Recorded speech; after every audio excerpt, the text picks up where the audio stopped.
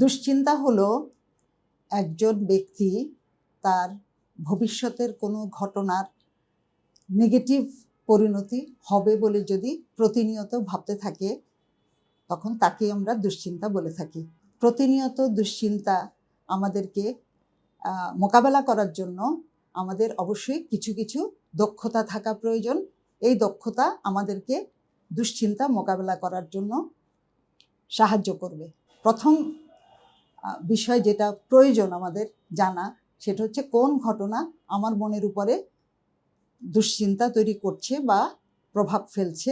সেই ঘটনার মুখোমুখি হলে আমার মধ্যে কি প্রতিক্রিয়া হচ্ছে সেটা খেয়াল করা। দ্বিতীয়ত হচ্ছে আমাদের এই ঘটনা এবং এই প্রতিক্রিয়া, এই দুটোকে মোকাবেলা করার জন্য আমাদের নিজেদের কিছু দক্ষতা বাড়ানো প্রয়োজন। সেই দক্ষতাগুলি হচ্ছে নিয়মিত নানা ধরনের রিল্যাক্সেশন ব্যায়াম করা, যেমন breathing exercise, grounding techniques, progressive muscular relaxation. ইতিবাচক চিন্তা যদি আমরা করতে পারি, তাহলে আমাদের দুশ্চিন্তা অনেকটাই আমরা মোকাবেলা করতে পারবো। আমরা 24 ঘন্টাকে 3 ভাগে ভাগ করে নিতে পারি।